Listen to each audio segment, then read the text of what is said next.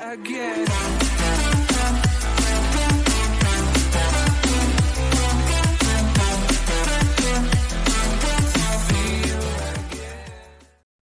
Welcome back to the Reverbium podcast. My name is Jimmy.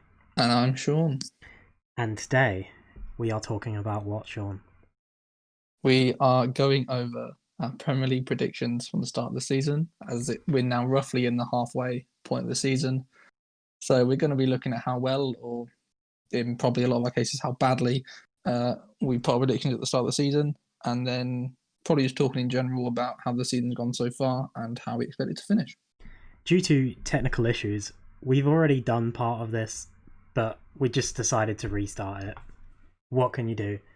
So we already agreed beforehand, we're going to start from the bottom and work our way up and see how shit we are. But it's going to start off pretty well. As you'll see, we both have... Spoiler alert. As you'll see, we both have West Brom and Fulham 20th and 19th, both of which are currently sitting at 19th and 18th in the table. Fulham at 18th, West Brom at 19th. But we shit ourselves here, Shaun, at 20th with Sheffield United. Well, we have, but haven't. Yeah. I've put them in 16th, so that's only two places above relegation. Yeah. But obviously, currently as it is, they needed 11 more points to be there. They're only on 5 with 1 win. We weren't expecting them to be halfway through the season with 1 win, especially with how well they were how good they did last season and how well they played. That they just seem to have fallen apart. I want to establish we've shit ourselves here part is also encompassing the next two teams we're going to talk about, but we'll get to that. Yeah, we got 2 of the relegation teams this season pretty much. Whether they come in the exact positions we put them, we don't know. Highly unlikely. They'll probably... Neither of us were expecting the effect that losing Dean Henderson would have on Sheffield United. Yeah, greatest United goalkeeper ever to exist, who doesn't play regular games. But we are going to move forward to who we have in our 18th and 17th positions, which are West Ham and Aston Villa, respectively. And this is where we really shit up. The whole prediction. Yeah. No one expected this. West Ham at 7th currently, and Aston Villa sitting at 11th with 2 or 3 games in hand on most of the teams ahead, and they could easily... I'm pretty sure they can get top 6 with the games they've got in hand, pretty much, yeah? Depending on results? Yeah, depending on the results. So obviously you've got Southampton ahead of them that have already on 18, so they have a game hand over some of the others. Everton at 17 as well. Everton at 17, so in around there. And obviously there was, early on in the season, they were top of the league, Aston Villa were. Yeah. Which no one was expecting at all. They just survived last season with a very lucky and controversial VAR call. And then they ended up starting the season at the top after the first few games. We were... There's a reason why we put them down in 17th, because of last season, and I don't really remember them doing much in the transfer window over the summer, but yeah, I don't think anyone expected I don't remember what they've done this season. Yeah. Well, West Ham is the bigger shock, I think. You wouldn't expect them to be 7th currently. And while they do have a few games ahead of teams like Villa, it's still shocking. With their games in hand, but it is still a shock. But what can you say? I just want to quickly check the games that Villa do actually have. So they have Spurs and Everton. Okay, well we'll see about that one. They may not be climbing up. They could go either way though, because we'll come on to it. Like, they haven't been, but it's a weird season because no one's really stood out. So these games, whereas last season you'd probably go into them going, Tottenham are easily beating Villa. There's no way they can pick up points there. Because of how games have gone, they could easily go that way.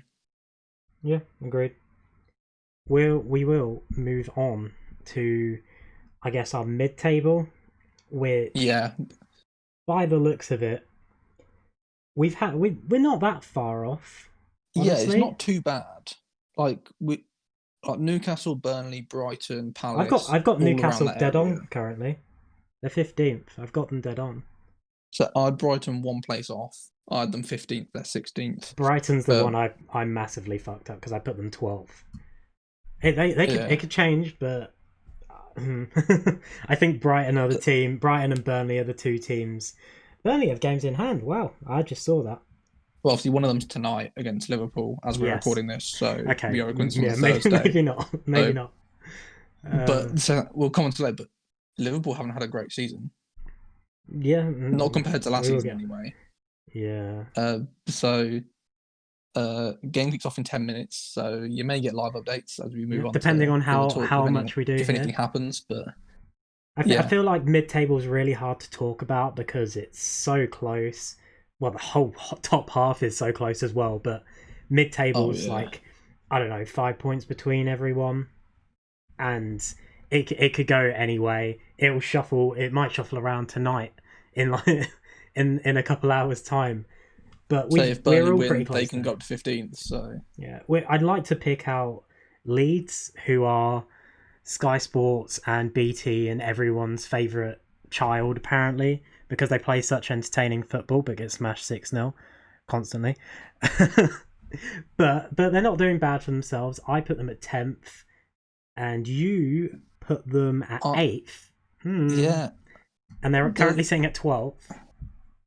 I mean, again, they started the season quite well. Yeah, they did. Picking up a few wins, so it's looking good for me there. And look, I underestimated them, but yeah, recently they've fallen off a bit. Although they're scoring goals, they're conceding a lot. Yeah. They've not been consistent, have they? Yeah. I think the biggest shock in that sort of region, like the, I guess, 11th to 16th, would be for me Wolves, because I put them 9th. And you put them 10th, and they're currently sitting at 14th. Yeah, they've had a bit of a shocker. But again, they're another one last season that did really well. A bit like Sheffield, that they've been progressively getting better for the past few seasons. And then they seem to have just fallen off. They've sold off a few of their players as well. They haven't got the squad depth at all. Big man Jota came to Liverpool. Was amazing when he first came to us before getting injured. So that could be it. All you need maybe is Jota. He could have been what was there? Who was saving them? Well, in my personal opinion, Traore, while he's one of the fastest players in the league, if not the fastest, I don't know the stats exactly, but he's not a good finisher. He can't finish. And so has he scored since he hasn't scored in over a year? I haven't.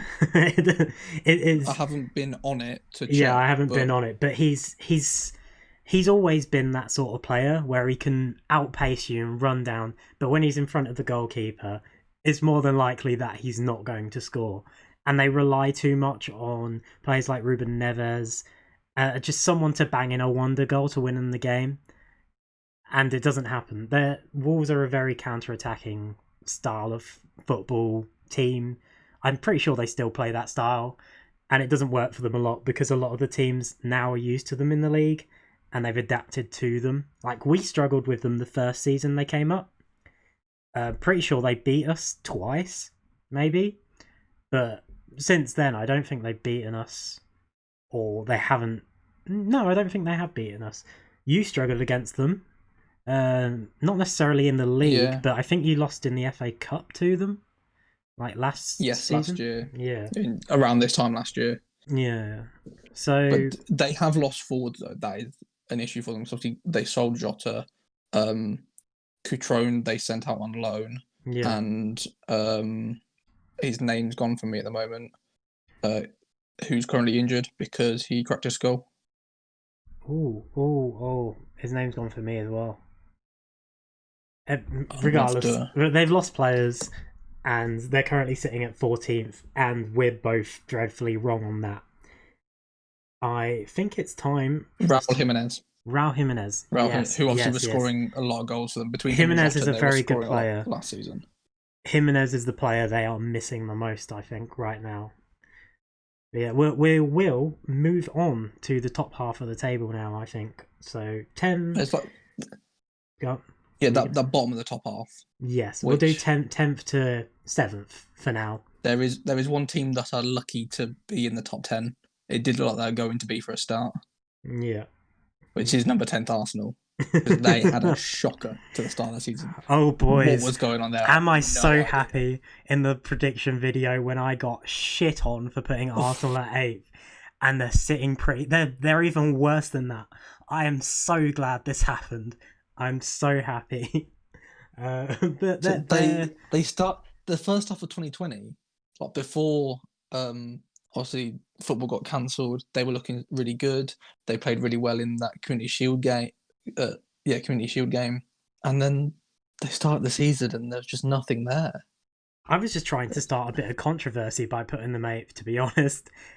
But who knew controversy would brew results? Like, didn't expect. I just don't know what's happened there.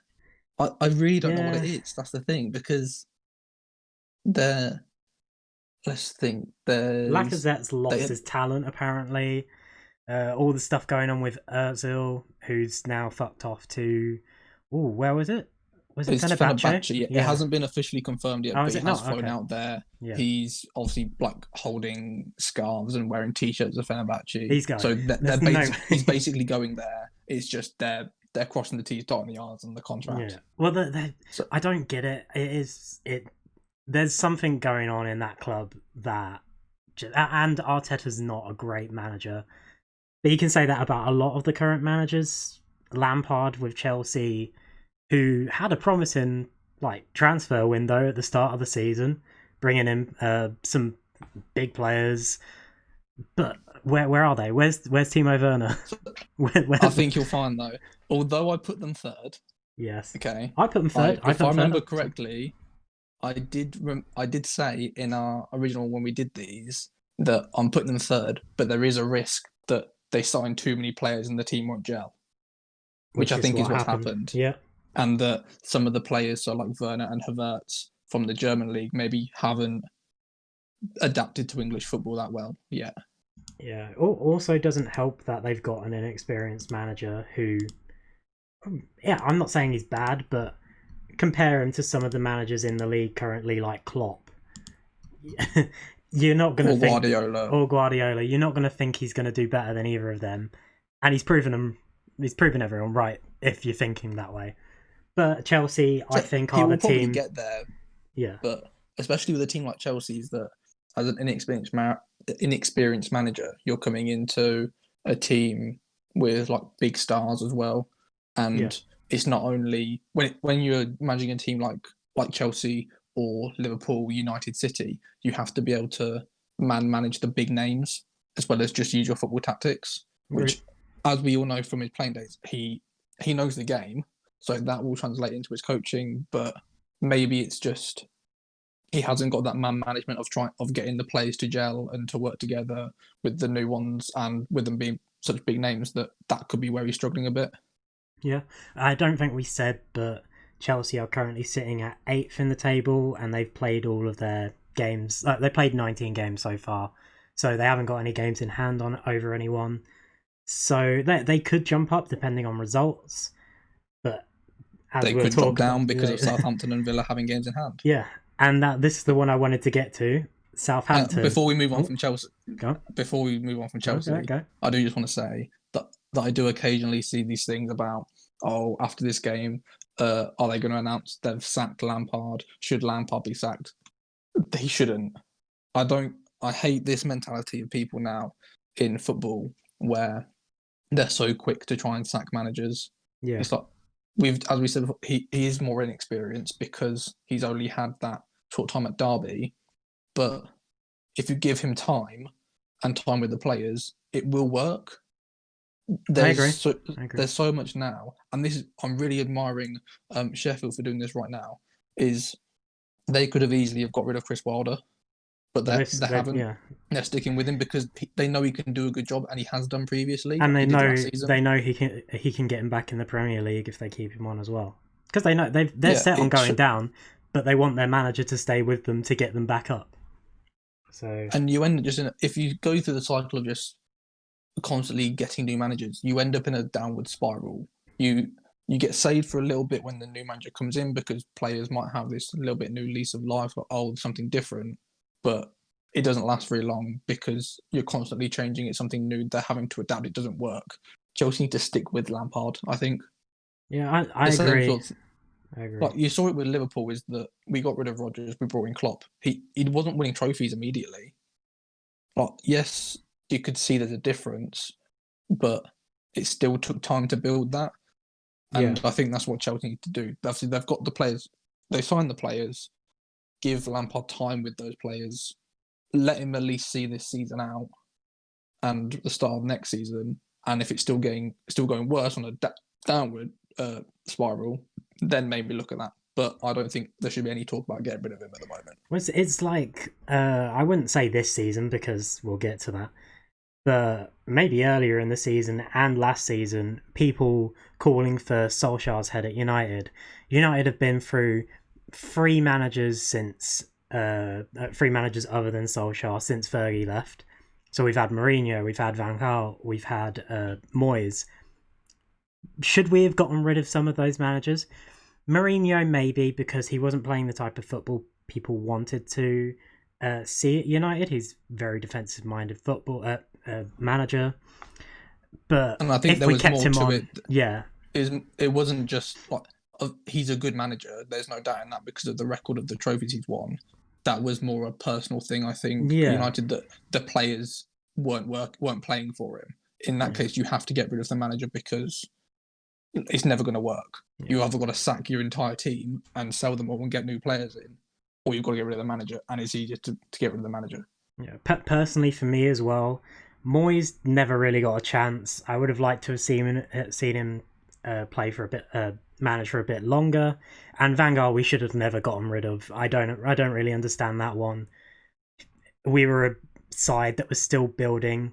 We were bringing in all these transfers, and a change of manager did not help. When Mourinho came in, it didn't really help the team gel together. We got rid of a lot of players. We're doing this, we're doing that.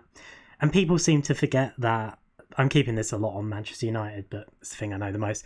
But when Alex Ferguson first came into United, he wasn't winning trophies. United weren't very good. Then a few years later, we started winning the Premier League all the time when it got introduced. And here we are. But you got to give a manager time, and I 100% agree that Chelsea shouldn't be getting rid of Lampard. Arsenal maybe should consider getting rid of Arteta, just because I don't think he's a very good manager personally. But then you're thinking about who they're going to get. Recently, so yeah, but if you're going to get rid of Arteta, who are you going to get in? Bring back Wenger? Like, it's there is a lack of free managers at the moment. Because obviously, Pochettino's obviously now gone to PSG. Not that I think they wouldn't got him anyway because of the Tottenham Arsenal rivalry. But if you then look elsewhere, obviously Tuchel's left PSG, but is that really a viable option? Maybe, but in the day, there isn't an influx of managers or the type of managers they would be looking at who they can get. And currently, are they able to then persuade a manager from a different team to come to them? Probably not. Yeah, especially because really Arsenal they've never been a team that come out and go, we'll give you hundreds of millions of pounds to spend in this transfer window. That I can't see that they'd be able to then prize a manager away by doing that because it's not something they've ever done. Yeah. Whereas a team like maybe Chelsea or City, if Guardiola was to leave something like that, they can offer the manager to go, we'll give you all this money to do what you want with the team. I agree. Arsenal have got better. Like their recent form in the league is 4 wins and a draw, so they've improved from what they were doing. Half of their wins have come in the last 5 games, so it might just be a thing as well that Arteta. When did he come in? Was it the start of 2020? Did he come in? Yeah. Well, he had a full season. Oh, I don't know. When did he come in? Didn't they sack? What's his name? Who was their manager before? Oh my god, how have I forgotten this? It's just gone from Emery. Yeah, Unai Emery. Yeah, Unai Emery. Good evening. Didn't they sack him? Did they sack him mid-season? No, it was towards the. Oh, sorry, he's been there since December 2019. So Yeah, yeah, they at sacked the him start of the mid-season. new year. Yeah. Yeah, so he's had a full year at the moment. But what have they Obviously they done? didn't. What have they done? Again, they didn't do much in the. Well, they started 2020 by being. It was only them and Bayern Munich were the only unbeaten teams, weren't they, at one point? True. No, you're not wrong. So they started well under him. It then just dropped off a bit. So again, I think it could probably work out. I think it's more the team for Arsenal. I think there's a definite lack of creativity in that team, which whatever's gone on behind the scenes with Özil, I think if he had been playing, they're in a very different position in the league. But there was something going on there that we don't necessarily know about for certain of why he wasn't being picked and put in the squad. So he's now gone, but they need that type of player who will sit in the midfield and create something for them, because I don't think they have that at the moment. They have talent. They definitely have talent. There's no denying that Aubameyang is an amazing striker. They have some amazing young players. Yeah. Like Emil Smith-Rowe, Saka, all of those that, again, they're people, because they are younger, they need time.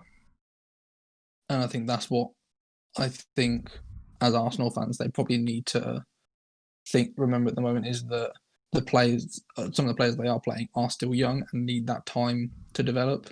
Maitland-Niles as well, he's fairly young. Reece Nelson, Joe Willock and Ketia, they're all younger players that I think they will be very good in the future.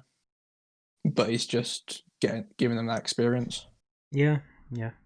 Well, it is time to get to the top 6, I believe, Sean. And we're going to kick it off with everyone's favourite team from Liverpool, Everton. I put them at 7th. So I rated them much higher than you did, because you put them at 9th. Out of spite, I put them at 9th. Yes. Again, they're currently doing better, and they can, because they've got 2 games in hand on a lot of the teams ahead. Well, 1 game in hand on most of the teams, but they could get top 4 by the time they reach 19 games. So they're still in the running. Depending on your result tonight. Yeah, they still can, I believe. Yeah, if you win, you go to 37 points. If they win both their games, they go to 38. Oh yeah, apologies. Yeah. So it's because I'm looking at the live table, so they've updated with the extra point because we're currently 0-0 in that game. Yeah, that's fine. So yeah, like Everton, shock. I don't really know what else to say. They're doing better than everyone. They were at the top of the table at one point. Yep. You can easily go back up there. There's not much else to say about that. They currently don't have Calvert-Lewin because he's injured, who obviously got off to a great start for them.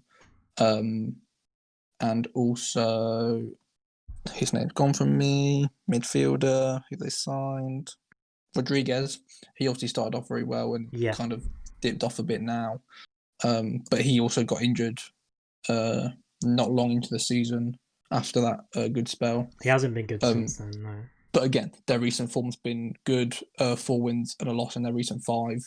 So they started really well, had a bit of a dip. They're now back on it. So they could easily be in and around. Big game for them on Wednesdays. They play Leicester. So if they can get a win there, that's huge.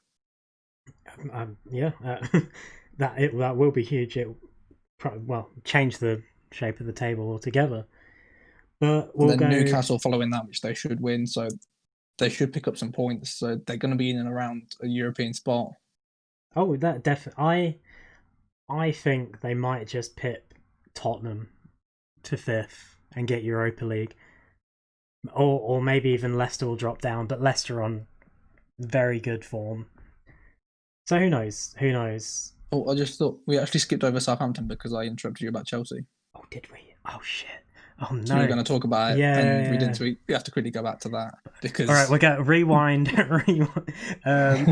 Southampton are currently sitting at 9th in the table. We both didn't expect that. Sean put them at 11th, to be fair. I'll give you that. I put them at 14th, so I don't know why. I really can't remember why I put them at 11th. Yeah, but... I really had no faith. And they could easily jump up. The magic of Danny Ings. It is the magic of Danny Ings, who is...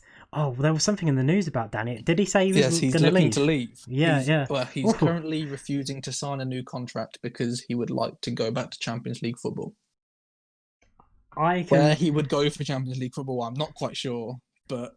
I genuinely can see him coming to United for the simple fact that Martial just does not perform, and while we've got Cavani, he doesn't start enough games.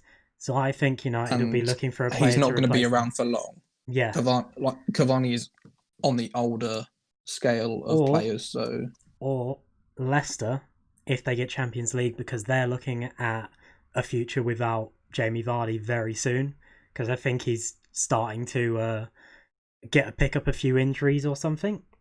The problem is that Danny Ings is now 28.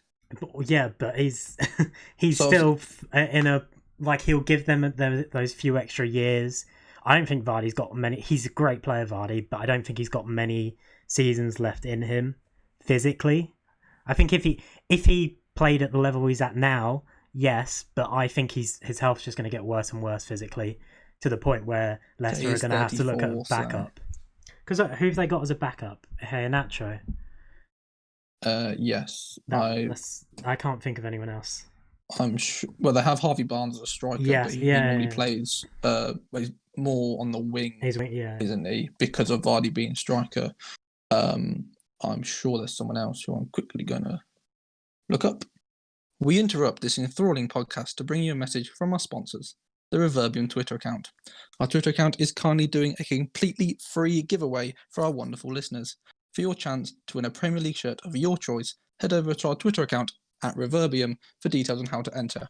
Now back to even more insightful opinions from your glamorous hosts.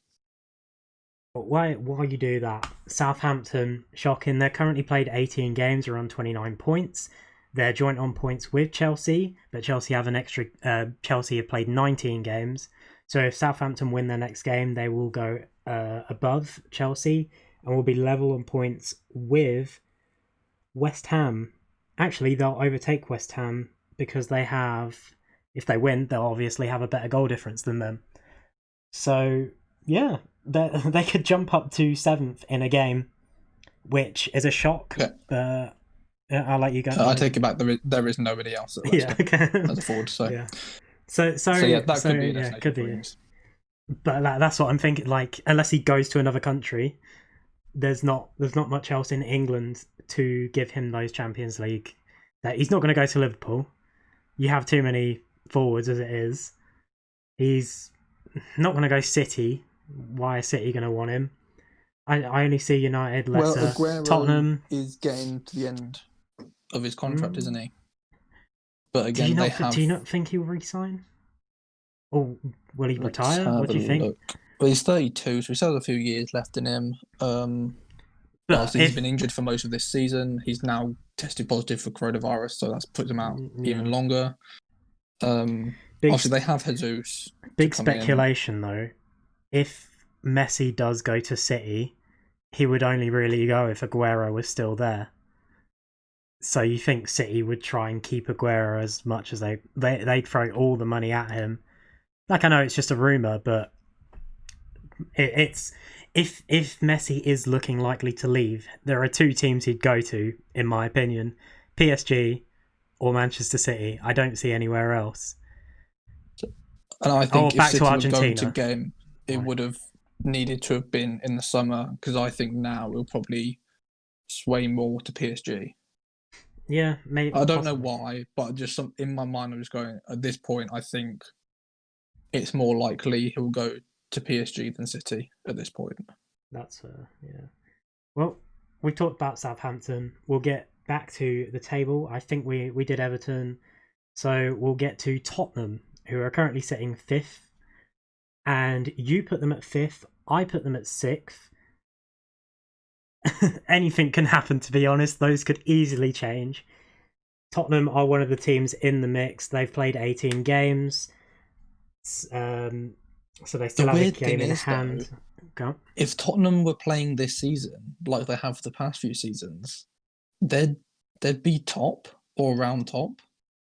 Yeah. They just haven't been consistent enough this year. They've won half their games, which obviously because of the past few seasons with like the Man City Centurions, Liverpool being so dominant last season and being so close to City the season before, it's weird to think that a team with only winning half their games would be that high up.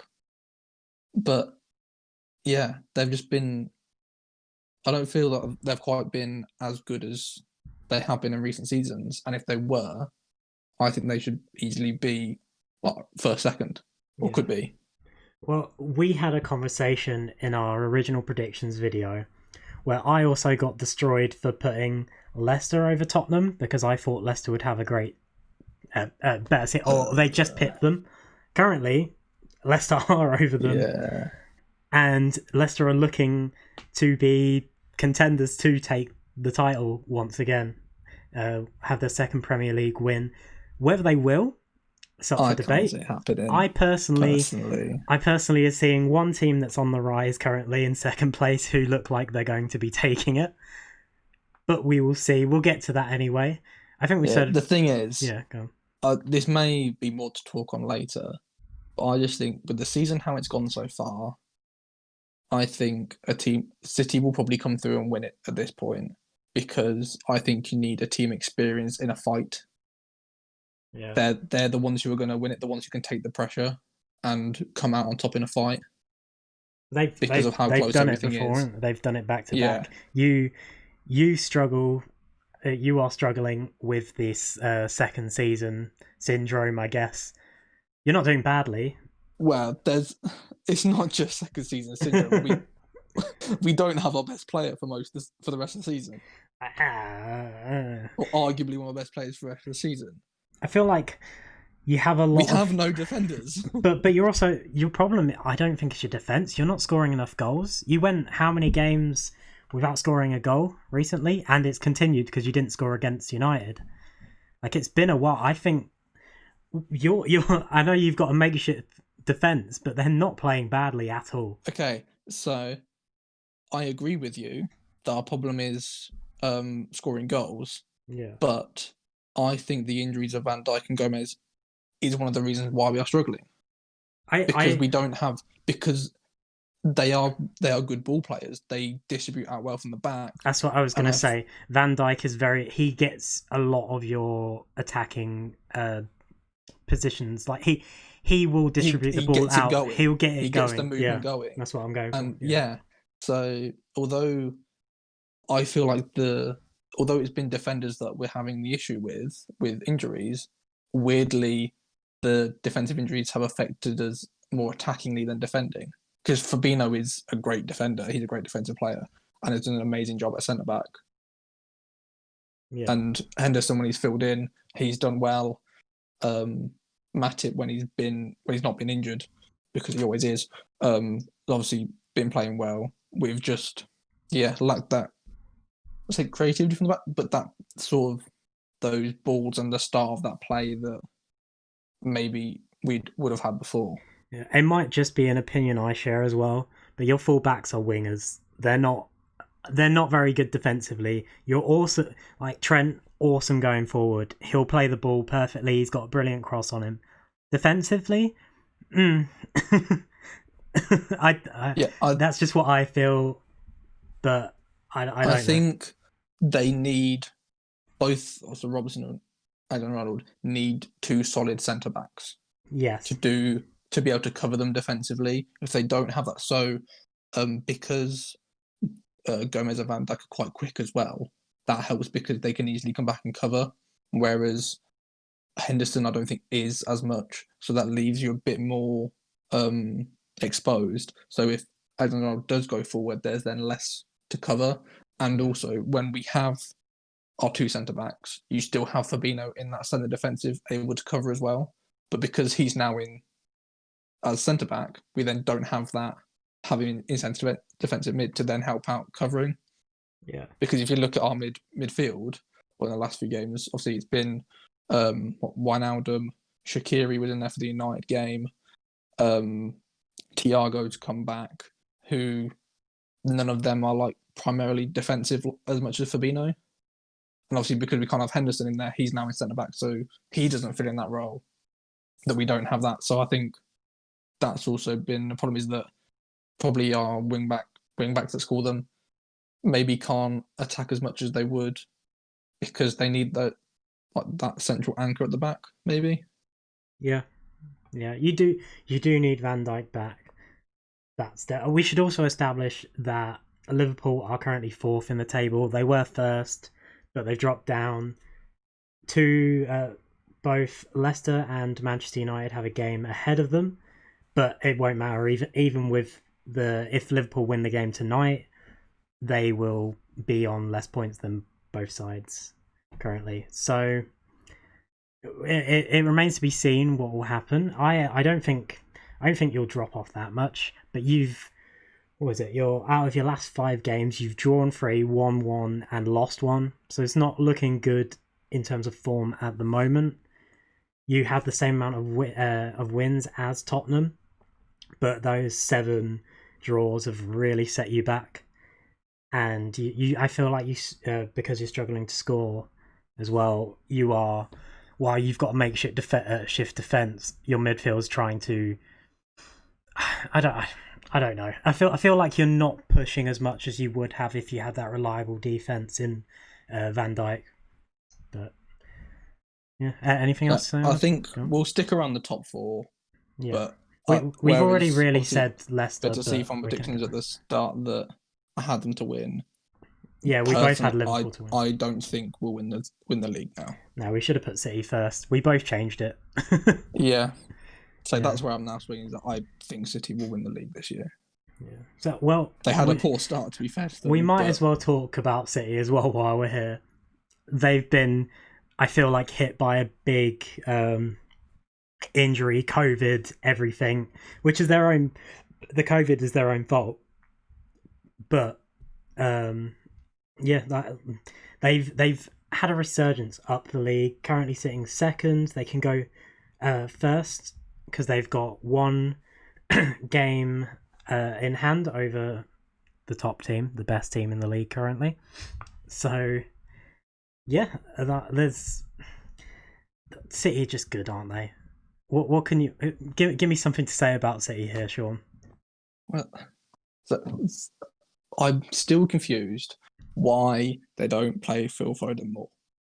Okay, yeah, that is something. Like they're playing him more than they were before, but he should be starting every game. One of the first players. He's been their best player of the season so far. Yet he's not consistently starting. He's too young for Guardiola. He doesn't like to play youngsters, does he? True, but yeah, I think obviously they've been fairly lucky that the squad depth they have and are able to have, obviously, with injuries in this season, which I'm going to come back to a bit more later, I think, just in general about the season, that they still have, like, Aguero's been out for most of the season, but they still have Jesus, and they now have Ferran Torres, who is looking quite good. Yeah. So they have that depth to be able to keep competing, and they have just an abundance of world-class players. Ruben Diaz has been amazing at the back for them. Stones got back to form. The season of his life. So this is the best he's looked. Is amazing. Yeah, I agree. And I think that while they've been scoring, it's their defense that has saved them this season. They're currently, they've got they've only conceded 13 goals this season, which is insane considering everyone else. Like United have conceded 25, even Liverpool have conceded 21, and so has Leicester. It's crazy how well their defense has held up this season. So they've a huge change from last season. So that was their issue last season. Yep, is their defense, which obviously was mainly due to injuries, but a huge turnaround defensive-wise, and it's just massively helped them. Yeah. Well, I guess it's time to talk about the number 1 team. Who would have thought we got here? Not me. It's Manchester United. Oh, oh, oh, Sean, how? I'm still not quite sure how it happened. How? Because such a bad start. Another one, like, you were down the bottom half of the table for the start of the season. Then It's just because it was so close. It was so close. Yeah, there. This has just been a mental season. It's a crazy season. We shouldn't be where we are, but at the same time, we have the joint most wins in the league. So maybe we should be where we are. Well, you say you shouldn't be where you are, but if it wasn't for, say, the last 3-4 seasons, then you should be where you are. It's only because in the recent past, we're so used to one or two teams absolutely dominating and being so far ahead that I think we've kind of forgotten what a normal season looks like. We've forgotten what a competition looks like. Yeah, this is what like when I think back to 2000s and early 2010, like early 2010s Premier League, like, this is what it is, like a proper battle for the title, where there's only a few points in it, and that every game seems to be crucial, and it's actually exciting for once. Like, don't get me wrong, last season was, as a Liverpool fan, was amazing, like how well we did and the fact we were able to win the league. But even I have to admit, it got boring because it was, oh, okay, Liverpool won again. Oh, Liverpool won again. Okay, they've won the league. Whereas this season, it actually feels like everyone's playing for something. Yeah, so honestly, anyone in the top 10 could win the league. It's unlikely for some of those teams to win the league. I don't see Arsenal coming up, but it's so close. At least to about, anyone genuine, because there's games in hand all over the place. If Aston Villa pulled something out and won their 3 games in hand, mental, they would go so far up. Anything can happen. I'll let you continue before I get on to my next point. Yeah, it's just although it looked like it's gonna ruin football, coronavirus has actually helped the season, I think. COVID saved football. Yeah, in a way, because it's actually it's made it for. And then VAR ruined it. Yeah. One thing I do want to discuss is United's position in the table has been attributed to penalties. I want to sit here and say they don't even have the most penalties in the league. I'm pretty sure Leicester have the most. And have the penalties been undeserved? Like, from what you've seen, personally for me, there's been one penalty we've had, which I think was against Aston Villa, which could have gone either way.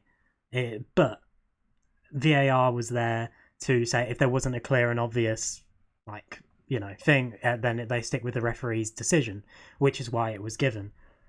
But personally for me, while it's shocking United are top, you can blame VAR for a lot of things, but I don't think you can blame penalties, considering Liverpool have 1 less, Leicester have 10, Tottenham have had a few, I think. All these teams are getting penalties because they attack more. They're they're attack-minded team. Tottenham maybe not, but I actually don't know how many penalties they've had this season. But you can't just say, "Oh, Bruno Fernandes. Oh, that's the reason." I don't think United have been great, but I wouldn't say they're top because of penalties. That's my rant over. Continue. Sean. Did you say you didn't know how many Tottenham had? Yeah, I don't know how many Tottenham. 3. So currently, Leicester have had 10 with the most. Yeah, scored 8, missed 2. Then yourselves and Brighton with 6 penalties, both scored 5, missed 1. Yeah. Then Fulham, Chelsea, City, Liverpool, Sheffield. So yeah, it's like the point is, while we've had 1 more penalty than you, we've scored the same amount as you. So it's like you can't use penalties as an excuse, especially in this season. Players are diving, jumping, running all over that box, and it's just happened. It's just the way the game is now. It's just football. I personally don't think a lot of the penalties are undeserved. There's 1 game I've seen this season, not United related, but it was, I think, Leicester-Manchester City, where there were 2 penalties in that game for Leicester, I believe. It was Leicester, I think. And they were both really dodgy penalties, I believe. from what I'm remembering. I could be wrong. Don't hold me to that. There was one game, but other than that, I don't. There's been a lot of VAR decisions that have been like the armpit gate and stuff like that. But I don't think penalties are the big problem, and I think people just try and do it to rile up rival fans. I guess it's working. Well, I don't think penalties are the problem. This could probably be a whole new episode we could do. We've done one on VAR already, and I think we probably touched on it a bit then, if I remember correctly. But I think I'm now swaying that obviously a lot of it was VAR is the problem, but I'm now starting to change my opinion. And I don't think VAR is the problem. I think referees are the problem, which pains me to say from being one before that. Obviously, I know how hard the job is, but I do feel like since VAR came in that we're seeing a drop in standards of refereeing. Yeah. Or I don't know if it's dropping standards, but somehow we seem to now have such a lack of consistency in refereeing. Yeah. Which I don't know how that's worked. Because I don't know why. In my mind, I assumed that VAR would up the level. The rules need to be changed. Yeah, it's a mix. It's a mix. Yeah. It's a mix of VAR itself, the rules, and the refereeing. I think has put football in this weird place. There are some things where, what was it? The whole thing with, was it the other night or last night? Maybe I don't remember. The whole offside thing with City, I believe. Man City was last night. Yeah, and well, personally, it was a rule problem. It wasn't offside. It was a rule problem. Yeah. So VAR didn't do anything wrong there at all. Yeah, but the issue there also was that I'm pretty sure VAR told the ref to go check on the monitor to have a look, but he just refused to check. I might be wrong, but I heard a lot of people talking about that, and that's also an issue. The referees, we spoke about that in the VAR, that they're not using the screens enough, which should do, because at the end of the day, it should be the referee on the pitch. It should be their decision. Yeah. Anyway, that's why I can't get my head around why they're not doing it. Anyway, we might save this for another podcast. We don't want to use it all now. We've already been going for 45 minutes. Yeah. So let's do a quick sum up. We have been drastically wrong, but kind of moving in the right direction in certain places. For me, I put Arsenal lower down, and they're looking like that. I put Man United further up, and they're looking like that. City have had a resurgence. We've got we got 2 teams at 3 teams close to the bottom that are in their deserved place. Mid-table could be a mix, but it's not as bad as it could have been. It is not as bad as it could have been, Sean. I'm just interested. Who has the most spot on between us? Do we have any spot on? Let me check. Man City, we both have. We should have done this beforehand. 2. Yeah. I think I have like 2. So I think we both have 2 spot on then. Yeah. And then a few that are like 1 place off. Yeah, like we're close. We're not that bad. I think I have Man City and Newcastle spot on. The rest are just like, anyone can go anywhere. But I mean, so I think personally, as part of I think I don't think we've seen the craziest part of the season either. I think it's going to get even worse towards the end of the season, because if you're just gonna check, there are still 1, 2, 3, 4, 5, 6. There's 7 fixtures that still need to be fit in somewhere that are still to be confirmed into this mad schedule. Aston Villa have 2 of them. Southampton also have 2 of them. City have 2 of them. Fulham have 2 of them. Everton have 2. Spurs 2. So, and you think that teams like definitely City, Spurs, and I believe Everton are still in cup competitions, that they've then got to fit those games in between being the cup as well. Do you think they'll delay the season? Well, I don't think they will. I don't know, but I think you've just got to fit those games in somewhere, and that's just going to hope you go out of competition. The season already has been squished because of it started later because of the late finish to last season. Yeah. So the Premier League started later, the Champions League started later, so those fixtures were more condensed. The FA Cup started later, so they were more condensed. The League Cup started later, so they were more condensed. So they're trying to fit all these games in. I've just remembered something as well. We're supposed to be doing the Euros this year, aren't we? Yeah. Oh Lord. Oh no. So I don't think there is much room to be able to extend it. That's going to be an issue. Yeah. So they've got to fit these games in, and you're already seeing. Well, start of the season, there were so many injuries where just the players didn't have the rest that they would usually have, and they've got rid of the winter break for this season because they don't have time for it, so they won't have that. So there's going to be even more injuries.